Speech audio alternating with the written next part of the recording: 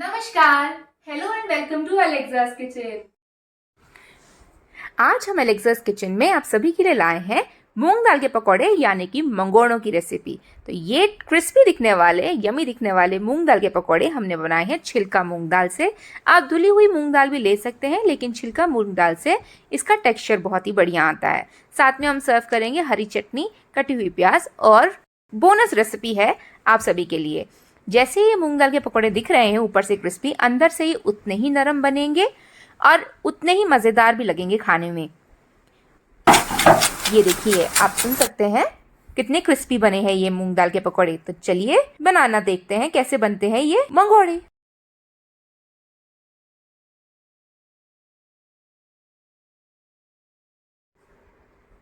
तो मंगोड़े बनाने के लिए सबसे पहले हमने ले ली है ये दानेदार हरी छिलके वाली मूंग की दाल।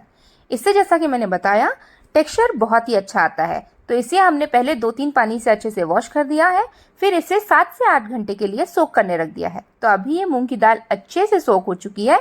इसका मैंने पानी निकाल दिया, सारा डर्ट भी निकल चुका है। अब हम इसे पीस लेंगे। तो इसे बिल्कुल ही परफेक्टली ग्राइंड नहीं करना, इसे दरदरा मोटा मोटा ही पीसना है। और इसके पीसने के पहले मैंने इससे 1 कटोरी दाल पहले निकाल के रख ली है, जो कि हम बाद में इस्तेमाल करेंगे। तो देखिए, इसे इतना कोर्स ही पीसना है, यानी कि मोटा मोटा पीसना है। इसमें पूरी दाल पिसनी नहीं चाहिए, दाल दिखनी चाहिए। और अब जो हमने दाल अलग से निकाल के रखी थी वो भी इसमें हम मिला देंगे, तो हमारा होल दाल भी इसमें पूरी दिखेगी। इससे मंगोड़ों का टेक्सचर बहुत ही बढ़िया आएगा। तो आप इसे इसी तरह से रखिए। चलिए अब इस दाल को अच्छे से फेंट लेते हैं। इसे दही बड़ों की दाल जैसा नहीं फेंटना है, इसे हमें हल्के हाथ से फेंटना है ताकि इसमें थोड़ा सा एरिएशन हो जाए, पर दही बड़े जैसा भी नहीं फेंटना है। अब हमने इसमें बारीक कटी हुई प्याज डाल दी। प्याज डालने से इनका टेस्ट बहुत ही अच्छा आता है। फिर हमने इसमें ग्रेटेड गाजर डाली है। आप चाहें तो ये डाल सकते हैं और चाहें तो स्किप भी कर सकते हैं, गाजर डालना ऑप्शनल है। फिर हमने इसमें डाला है ढेर सारा धनिया, थोड़ी हरी मिर्च और थोड़े मसाले। ये गया धनिया पाउडर, लाल मिर्च पाउडर, जीरा, भुना जीरा पाउडर, नमक स्वाद अनुसार, ब्लैक पेपर,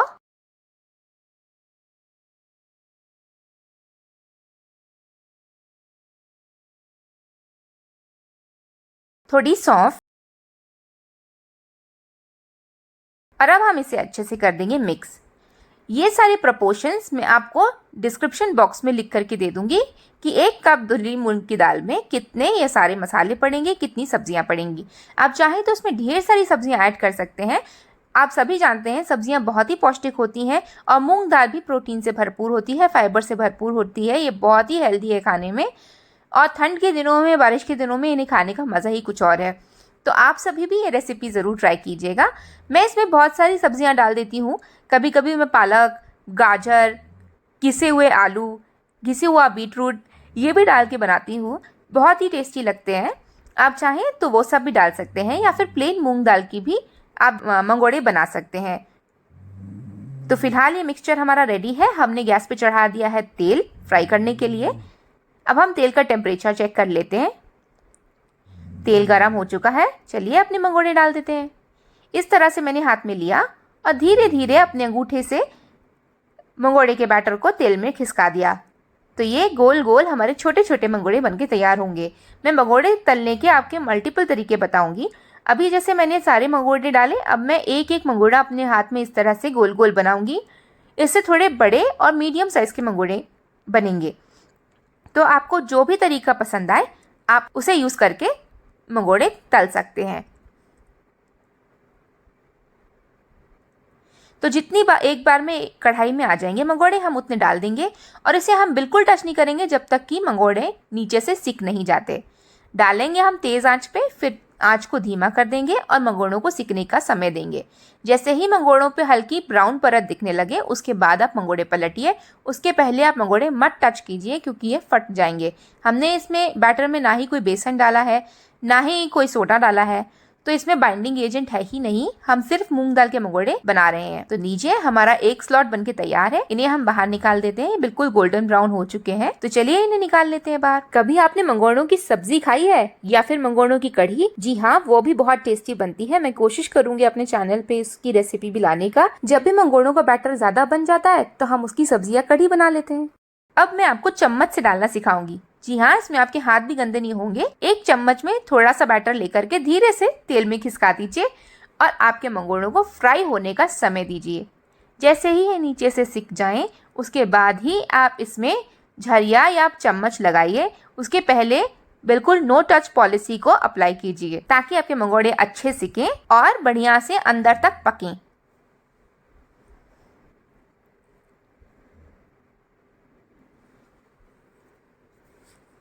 देखिए कितने आराम से इन्होंने तली छोड़ दी है, ना ही कढ़ाई में चिपक रहे हैं, ना ही कोई इशू आ रहा है। तो आप भी यही ट्रिक अपनाइए और अपने मंगोड़े बनाइए और एंजॉय कीजिए। लीजिए एक और स्लॉट फ्राई हो गया है, इसे भी हम निकाल देते हैं।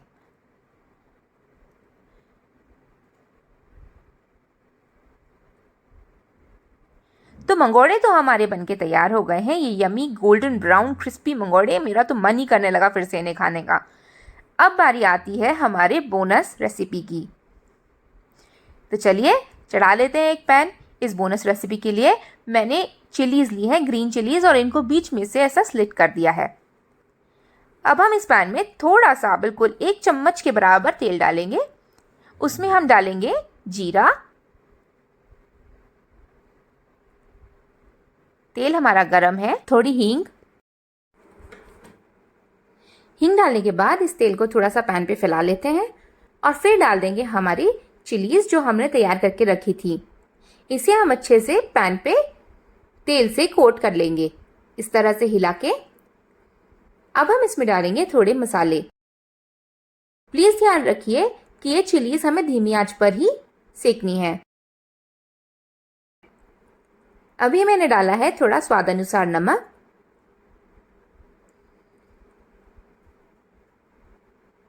इसे भी मिक्स कर लेते हैं।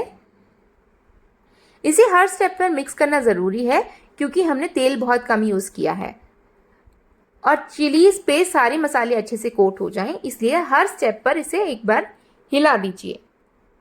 ये डाला मैंने थोड़ा सा काला नमक, ब्लैक पेपर पाउडर। फिर से इसे मिक्स कर देना है। और अब हमने डाल दिया आमचूर पाउडर खटाई के लिए। फिर से इसे मिक्स कर देंगे और फिर इसे भुनने के लिए रख देंगे बस 2 मिनट। 2 मिनट भी नहीं बल्कि 2 सेकेंड। और ये हमारी चिलीज बिल्कुल तैयार है। इसे आप चाट के साथ, मंगोड़ों के साथ, पकौड़ों के साथ, किसी के भी साथ सर्व करिए। ये बहुत ही टेस्टी, बहुत ही यम्मी लगती हैं। तो लीजिए आ गए हमारे मंगोड़े पतीले से प्लेट में। और कैसे लग रहे हैं आप बताइए? मेरे तो मुंह में पानी आ रहा है। ये देखिए, इसे हमने हरी चटनी, कटे हुए प्याज, भुनी हुई मिर्च और टोमेटो केचप के साथ सर्व किया है। आप चाहे जैसे इसे सर्व कर सकते हैं। ये प्रोटीन रिच क्रिस्पी मंगोड़े बिल्कुल तैयार है। इसे आप सर्व कीजिए, एंजॉय कीजिए और मुझे कमेंट करके बताइए कि ये रेसिपी आपको कैसी लगी। एक बार ज़रूर बनाना बनता है। ये ठंड में, बारिशों में बहुत अच्छे लगते हैं खाने में। तो आप भी खाइए ये प्रोटीन रिच डिश और मुझे कमेंट्स करना मत भूलिए। अगर रेसिपी अच्छी लगी हो तो रेसिपी को लाइक कीजिए, शेयर कीजिए और मेरे चैनल एलेक्सास किचन को सब्सक्राइब कीजिए। Thank you so much.